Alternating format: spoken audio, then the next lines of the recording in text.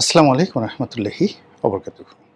সম্মানিত দর্শক, সকল জল্পনা এবং কল্পনার অবসান ঘটিয়ে প্রধানমন্ত্রী তারেক রহমান সাহেবের যে চীন ভ্রমণ, এটি দৃশ্যমান হয়েছে। দৃশ্যমান বললাম এই কারণে যে মালয়েশিয়াতে তিনি যেভাবে সমাদৃত হয়েছেন,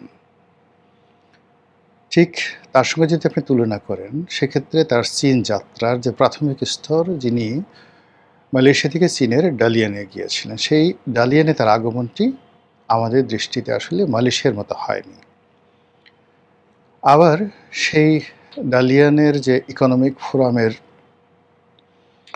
ওয়ার্ল্ড ইকোনমিক ফোরামের যে বৈঠক হলো, তারপরে তিনি ট্রেনে করে চলে এলেন সেই বেইজিংয়ে। এই পর্যন্ত মোটামুটি সবাই হতাশ ছিলেন এবং সবাই তার সেই ট্রেনের বিভিন্ন ছবি এগুলো নিয়ে ট্রল করেছেন। বলেছে যে তিনি বেইজিংয়ে যাচ্ছেন, বড়জোর সেখানকার যিনি প্রিমিয়ার প্রধানমন্ত্রী, সেই প্রধানমন্ত্রীর সঙ্গে তার আনুষ্ঠানিক বৈঠক হবে। আর সেই বৈঠকে মানে আনাকুম জানাকুম, এর কারণ হলো আপনারা জানেন যে চীনের যে শাসনতান্ত্রিক প্রক্রিয়া, সেই প্রক্রিয়াতে আমাদের দেশের রাষ্ট্রপতির যতটুকু ক্ষমতা আছে, ঠিক অতটুকু ক্ষমতাও কিন্তু চীনের প্রধানমন্ত্রীর নেই। এটা শুধু একটা রাষ্ট্রীয় প্রোটোকলের আচার। এমনকি সেখানকার অনেক যে মন্ত্রীদের দপ্তর থাকে, কিন্তু প্রধানমন্ত্রী দপ্তরবিহীন মন্ত্রী।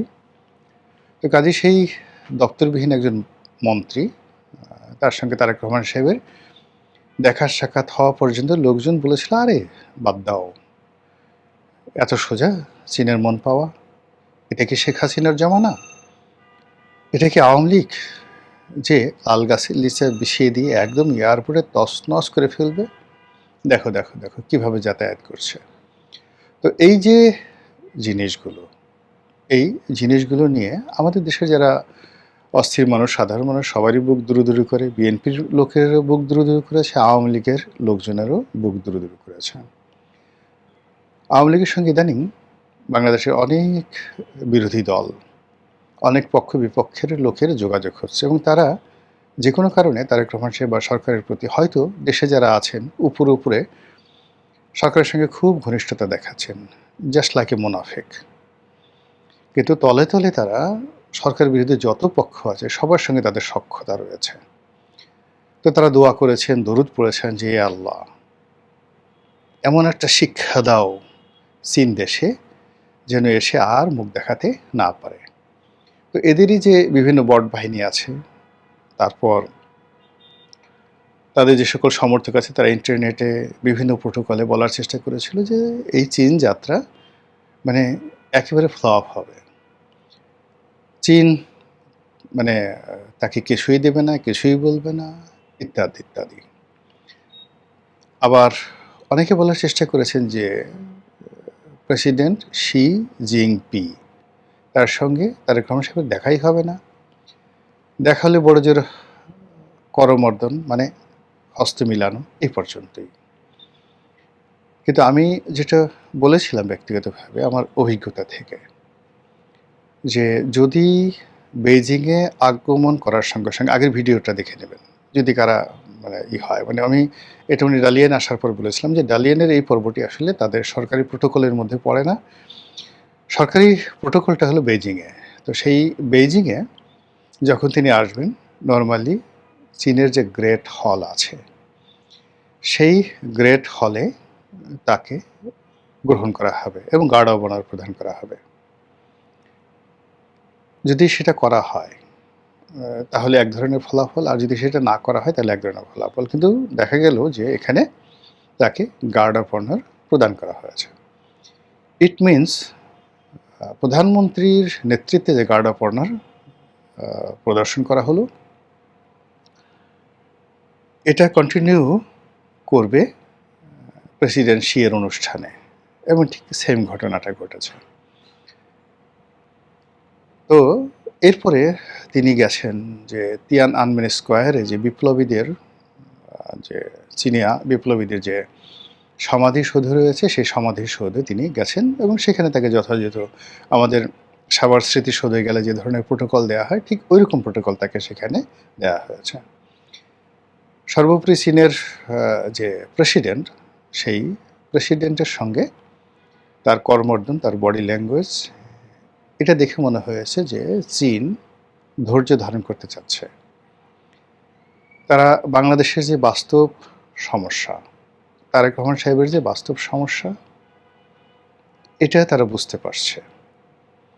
এই মুহূর্তে যেখানে চীন নিজে শত চেষ্টা করেও আমেরিকার খপ্পর থেকে বাঁচতে পারছে না, তাদের সবচেয়ে গ্লোবাল জায়ান্ট কোম্পানি হুয়াওয়ে, সেই হুয়াওয়েকে আমেরিকা নিষিদ্ধ করে দিল এবং চীন যাতে ইরান থেকে তেল না আনতে পারে এই জন্য নিষেধাজ্ঞা দিয়ে দিল। হাজার রকম নিষেধাজ্ঞায় চীন যেখানে নাস্তা দেবো, সেখানে আমাদের মতো একটা দেশ কী করতে পারে? অনেক নিরপেক্ষ যারা সামরিক বিশ্লেষক ছিলেন, তারা এই ভ্রমণ সময়টিতে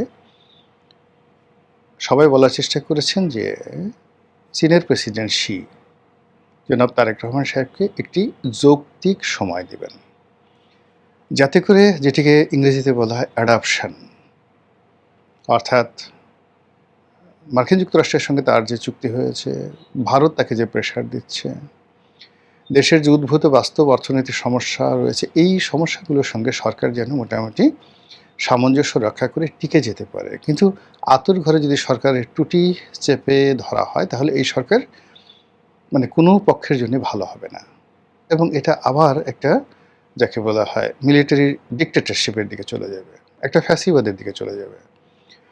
অথবা আওয়ামী লীগ যদি আবার ফিরে আসে, এটা অ্যাবসলিউটলি আওয়ামী লীগ ফিরে আসা মানে এখানে ভারতের শতভাগ গ্রিপ। এখানে দুনিয়া উল্টে গেলেও আওয়ামী লীগের এখন ফিরে আসা মানেই শেখ হাসিনা, আওয়ামী লীগ, ভারত, একেবারে একটা ত্রয়ী সম্পর্ক। এখানে চীন বা আমেরিকা কিংবা পাকিস্তান অন্য কোনো দেশ এখানে ঢুকতেই পারবে না। তো চীন সেটা বুঝতে পেরেছে। চীন সেটা বুঝতে পারার কারণে কি হলো, এই যে তারেক রহমান সাহেবের যে সফর, এই সফরটিকে এখনো পর্যন্ত একটি ফরমাল, সৌজন্যমূলক এবং একটি সুদূর প্রসারী, আগামী দিনে একটা ভালো সম্পর্ক স্থাপিত হতে পারে এরকম একটা দরজা খোলা হলো। কিন্তু এখানে সবার অলক্ষ্যে একটা চমৎকার খেলা মিস্টার শি জিনপিং করে দিয়েছেন চীনের প্রেসিডেন্ট। এটা যদি জনাব তারেক রহমান সাহেব ব্যবহার করতে পারেন,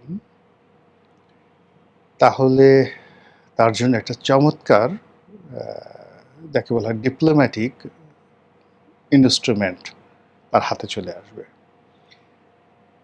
আপনারা জানেন যে রাখাইনে মানবিক করিডোরের নামে এখানে যুদ্ধরত পক্ষ, বিশেষ করে আরাকান আর্মি, তাদের কাছে আমেরিকার সাহায্য এবং সহযোগিতা জাতিসংঘের নামে, জাতিসংঘের মানবাধিকার কমিশন প্লাস জাতিসংঘের ওয়ার্ল্ড হেলথ অর্গানাইজেশন প্লাস অন্যান্য যেটা ত্রাণ এবং পুনর্বাসন যেটা রয়েছে UNHCR, তো তাদের মাধ্যমে যে ত্রাণ যাবে এগুলো মূলত USAID-এর ত্রাণ, এগুলো মূলত আমেরিকার ত্রাণ, এর মধ্যে অস্ত্র যাবে আর অনেক কিছু যাবে এবং এখানে একটি করিডর স্থাপনের জন্য ইউনূসের জমানা থেকে একটা চাপ দিয়ে আসা হচ্ছিল, যেটা বাংলাদেশ সেনাবাহিনী হতে দেয়নি। আদারওয়াইজ এটা কিন্তু হয়ে যেত চুক্তির আগেই, মানে আমেরিকার সঙ্গে যে গোলামি চুক্তি হয়েছে তার আগেই সেটা হয়ে যেত।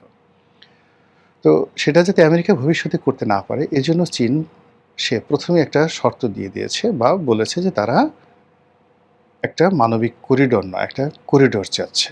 সেই করিডোরটা হবে absolutely commercial as well as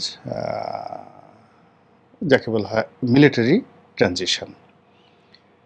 আপনারা জানেন যে প্রাচীন যে সিল্ক রুট রয়েছে, সেই সিল্ক রুট আমাদের শুরু হয়েছিল কোত্থেকে? আমাদের সোনারগাঁ থেকে। তা আমাদের সোনারগাঁ থেকে সিল্ক রোড শুরু হয়ে কলকাতা হয়ে পাকিস্তান হয়ে এটি চীনের মধ্য দিয়ে ইরান হয়ে, ইরানের ভিতর দিয়ে যে আরব দেশে সিরিয়ার দামেস্ক নগরী পর্যন্ত গিয়েছিল এবং মধ্যে সেখানে ইয়ামেনের রাজধানী সানা পর্যন্ত যে রুটটা ছিল, হাজার হাজার বছর ধরে এটিকে বলা হয় সিল্ক রুট। চায়নার যে সিল্ক শিল্প, এটি এশিয়াতে পৌঁছে দেওয়া হতো এই রুটের মাধ্যমে। It is one of the famous বাণিজ্যিক রুট। এখন সেই রুটটা আবার তারা নতুন করে চালু করেছে উইথ এ ওয়াইডার রেঞ্জ। এই রুটের একটি অংশ মায়ানমারে এসেছে। সেই মায়ানমারের রাখাইন রাজ্য থেকে তারা এটার কানেক্টিভিটি একেবারে বাংলাদেশ পর্যন্ত করতে চাচ্ছে। তো এই যে মায়ানমারের সাথে যে কানেক্টিভিটি, সেই কানেক্টিভিটির করিডোরটা বাংলাদেশে চাচ্ছে একেবারে নিখাত। আর কক্সবাজারের এই পর্যন্ত যদি মায়ানমারের করিডোর হয়ে যায়, সেখান থেকে একেবারে সরাসরি উত্তরবঙ্গে চলে এসে তারপর তাদের জন্য প্ল্যানগুলো আছে সেটা করা তাদের জন্য ওয়ান টুর বিষয়। এই রকম একটা প্রস্তাব তারা দিয়ে রেখেছে। এটা হোক বা না হোক, কিন্তু এটা নিঃসন্দেহে আমেরিকার প্রস্তাবের উপর একটা প্রেশার ক্রিয়েট করবে। অধিকান্ত এই মুহূর্তে যে উত্তরবঙ্গ ছিনিয়ে নেওয়ার, উত্তরবঙ্গ রংপুর বিভাগ কিনে নেওয়ার, সেখানে সার্জারি চালিয়ে দখল করে নেওয়ার যে হুমকি ভারতকে দেওয়া হচ্ছে, সেটাও চীনের এই প্রস্তাবে মোটামুটি একটা বিরাট থ্রেট হিসেবে কাজ করবে। অর্থাৎ যদি ভারত এই ধরনের ব্যাপারে কোনো বাড়াবাড়ি করে, সঙ্গে সঙ্গে মায়ানমারের মাধ্যমে মধ্য দিয়ে যেটি মানে যে করিডোর চাচ্ছে চীন, সেই করিডোর যদি দেওয়া হয়, তাহলে এই যে রোহিঙ্গা সমস্যাটি, এই রোহিঙ্গা সমস্যাটি আপাতত ওই পাশে চলে যাবে অথবা বাড়বে। এটা ডিফেন্স অন আমাদের যোগ্যতার উপর নির্ভর করবে। অর্থাৎ আমরা ওই অঞ্চলটি সেই চীনকে ট্রানজিটের মাধ্যমে পুরো এই অঞ্চলে চীন এবং চীনের আধিপত্য, মায়ানমার আধিপত্য স্বীকার করে নিলাম, অথবা ভবিষ্যতে এই অঞ্চলটিকে তাদের হাতে তুলে দিলাম। এরকম আসলে কীরকম একটা যে অবস্থা, সেই অবস্থার মধ্যে যে আমরা পড়ে গিয়েছি, এটার শেষ পরিণতি কোন দিকে যাবে, এটা আমরা এখনো পর্যন্ত বলতে পারছি না। তো সেই দিক থেকে যে চীন সফর, প্রধানমন্ত্রী তারেক রহমানের যে চীন সফর, সেই চীন সফরে কার্যত অনেকগুলো MOU হয়েছে, সমঝোতা স্মারক হয়েছে। কোনো অর্থনৈতিক যে গ্র্যান্ট, কোনো ঋণ চুক্তি, কোনো প্রকল্প চুক্তি, এরকম মেজর কিছু হয়নি। তবে যেটি মিস্টার শি বলেছেন, সেটা হলো যে আপনার বাবার আমলে এবং আপনার মায়ের আমলে, অর্থাৎ আপনার বাবার আমলে বাংলাদেশের সঙ্গে বন্ধুত্ব যেটা শুরু হয়েছিল, আপনার মায়ের আমলে অব্যাহত ছিল, এবং এটা আপনার সঙ্গে এবং বাংলাদেশের জনগণের সঙ্গে আমরা অব্যাহত রাখতে চাই। অধিকান্ত আপনি যখন ক্ষমতায় এসেছেন, সেই দিন থেকেই মূলত আমরা একটি নতুন সম্পর্ক তৈরি করার জন্য কাজ করে যাচ্ছি। এর সাথে স্পষ্ট আর কথা থাকতে পারে না।